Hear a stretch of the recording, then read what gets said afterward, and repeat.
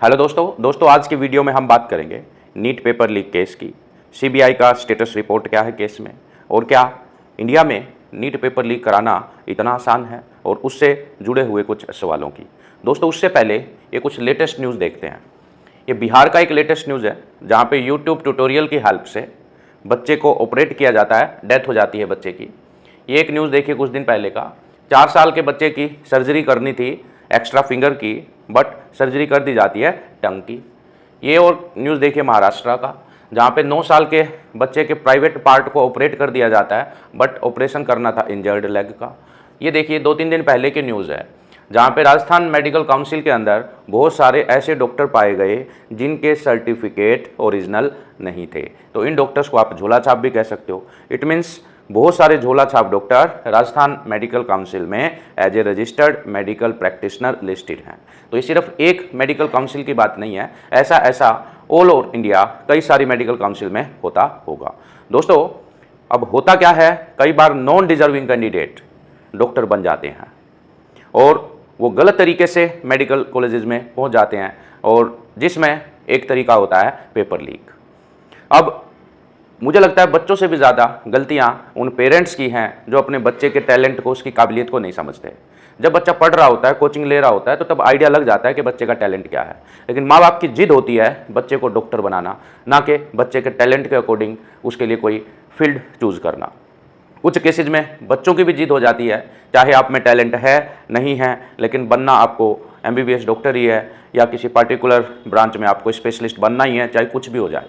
तो ये जिद का परिणाम होता है कि आप कॉलेज में एडमिशन लेने के बाद जितना आपको पढ़ना चाहिए, जितनी आपको नॉलेज अटेन करनी चाहिए, उतना नॉलेज आप अटेन ही नहीं कर पाते, और फिर आपके पास जब डिग्री हो जाती है तो आप इस तरीके से ऑपरेशन करते हैं। तो बहुत सारे जो गलत ऑपरेशन करते हैं उसमें अनस्किल्ड या यूँ कहें झोला छाप डॉक्टर शामिल होते हैं, लेकिन कुछ डॉक्टर ऐसे भी होते हैं जो सही मेडिकल कॉलेजेस से होते हैं, बट वो स्टूडेंट होते हैं जो किसी ना किसी गलत तरीके से सिस्टम में एंटर हो गए हैं। इट मीन्स ये चीज़ सोसाइटी के लिए भी बहुत डेंजरस होती है दोस्तों।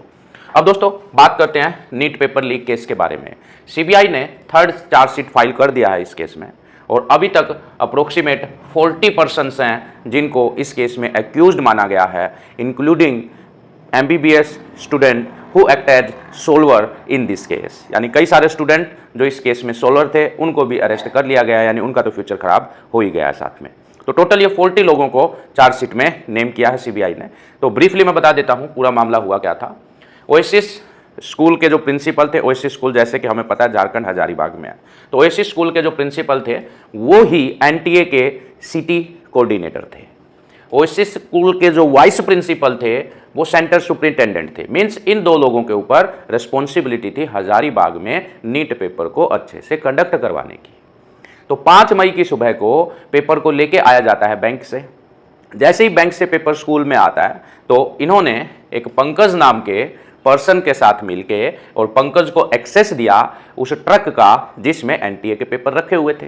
तो पंकज ने ट्रक से एक पेपर निकाला, उसकी फोटोकॉपी की, वापस ट्रक में पेपर को रख दिया। उसके बाद फोटोकॉपी करने के बाद पेपर को भेजा गया सोल्वर्स के पास। सोल्वर गैंग 2 जगह पे थे, एक तो पटना के अंदर और एक हजारीबाग में। तो पटना में किसी एक पार्टिकुलर लोकेशन पे कुछ स्टूडेंट को इकट्ठा कर रखा था, ऐसे हजारीबाग में भी कुछ पार्टिकुलर स्टूडेंट को एक पार्टिकुलर लोकेशन पे इकट्ठा कर रखा था। तो सोल्वर ने फटाफट पेपर सोल्व किया, और ये दोनों लोकेशन पे जहां पे बच्चे बैठा रखे थे, यानी पटना में और हजारीबाग में, उन बच्चों को पेपर रटवाया जाता है। बाद में बच्चे चले जाते हैं, जो पेपर होता है उसको जला दिया जाता है, और वो जले हुए टुकड़ों से ही सीबीआई को क्लू मिलता है इस केस को सोल्व करने का। तो दोस्तों ये था पूरा मामला जो मैंने आपको बड़ा ब्रीफली समझाया है। अब जो मेन क्वेश्चन उठते हैं इस पूरे मामले को देखते हुए, मेन क्वेश्चन क्या है, क्या नीट का पेपर लीक कराना इतना आसान है? अगर आपकी सिटी कोऑर्डिनेटर के साथ अच्छी सेटिंग है, अगर आपके उसके साथ रिलेशन अच्छे हैं, या पैसे का थोड़ा लेन देन कर लें, तो एक पेपर निकाल के आप पार्टिकुलर ग्रुप ऑफ स्टूडेंट को दे दो, पेपर को वापस रख दो, ये तो बड़ा आसान हो गया काम। दूसरी बात आती है, क्या ऐसा अब इंडिया में कई हजार सेंटर्स थे जहां पे नीट का पेपर हुआ था, नीट यूजी का, तो क्या ऐसी साठगांठ सिर्फ ऑल ओवर इंडिया एक ही सिटी कोऑर्डिनेटर के साथ हुई होगी, या बहुत सारे लोगों के साथ हुई होगी? हाँ, इनका पता चल गया सोशल मीडिया पे बवाल होने लगा था। इस वजह से सीबीआई ने इस केस को तो इंक्वायर कर लिया, बट क्या बहुत सारे ऐसे केसेस भी रहे होंगे इस मामले में जिनकी इंक्वायरी नहीं हो रही है, इसका मुझे नहीं पता, तो मैं कंफर्मली इसके बारे में कुछ नहीं कह सकता। दूसरी बात आती है, सीबीआई के अकॉर्डिंग सिर्फ अबाउट 150 स्टूडेंट है जिसको इस पेपर लीक से बेनिफिट हुआ है। मतलब ये हजारीबाग वाला जो सर्किल है, इससे अप्रोक्सीमेट 150 स्टूडेंट को बेनिफिट हुआ है। तो क्या सिर्फ 150 स्टूडेंट को ही बेनिफिट हुआ है? तो क्या रियली में 150 स्टूडेंट को बेनिफिट हुआ है? तो कुछ लोगों का मानना है कि ये वैल्यू 150 नहीं है, वैल्यू बहुत ज्यादा हो सकती है, और उसी वजह से कट ऑफ इतना हाई गया है अब की बार, क्योंकि पेपर का जो लेवल है वो तकरीबन 2023 और 2024 में ऑलमोस्ट बराबर सा ही था। तो अब एग्जैक्टली क्या है वो तो इन्वेस्टिगेटिंग एजेंसी ही बताएंगी, बट लोगों को इस बात को लेकर डाउट है कि ये मैटर सिर्फ 150 स्टूडेंट तक रिस्ट्रिक्टेड नहीं है, इसका दायरा काफी बड़ा रहा होगा। और लास्ट आता है क्वेश्चन दिमाग में कि एनटीए का फ्यूचर एक्शन प्लान क्या है।